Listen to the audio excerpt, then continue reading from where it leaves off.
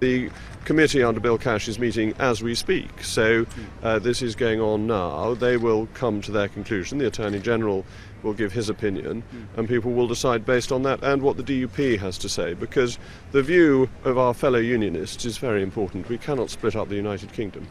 If Geoffrey Cox says we believe this is a legal commitment where the British can unilaterally exit the backstop, is that good enough for the ERG? Is that good enough for you, sir? Well, I would be placing my faith in the committee led by Bill Cash, that the Attorney General is the government's lawyer, and normally the government's lawyer will represent the legal view that the government wishes to take. I mean, he's a very good lawyer, that's no criticism of his legal abilities, but lawyers normally find for their client. That's, in a sense, their job. Whereas Bill Cash and his committee of very distinguished lawyers will be looking at it independently. But you're a very smart man yourself, Jacob. You've had a good look at it as well. What's your initial impression? I know you said you were encouraged by the progress being made, but do you think Mrs May has gone far enough? Do you think she's got what you need in order to back her deal? You're very flattering, but I'm waiting to get legal advice, because there's an old line, isn't there, that the person who appoints himself as his own lawyer has an ass for a lawyer, and I don't wish to put myself in the position of an ass. If the DUP isn't satisfied with what Geoffrey Cox has to say, and if Bill Cash and others aren't satisfied as well, you will be voting against Mrs May's deal, presumably. I think that's a given, yeah? If the DUP are unhappy with it, most Unionists within the Conservative Party will support the DUP in their concerns about splitting up the United Kingdom. Then that's highly likely then in that scenario that then we'll have the no-deal vote tomorrow, and that will be taken off the table as well, isn't it? Does that leave you in a less strong position, though?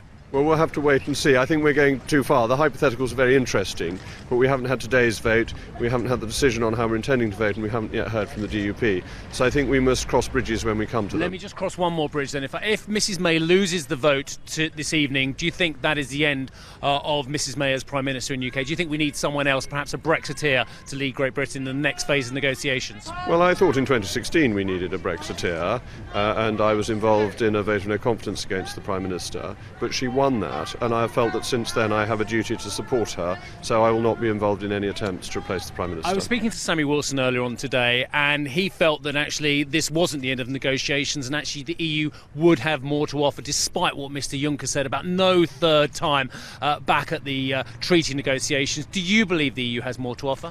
Well, Mr Juncker said no second time. This is the norm of EU negotiations, and very often you get most the closest you get to the deadline, so Sammy may well be right.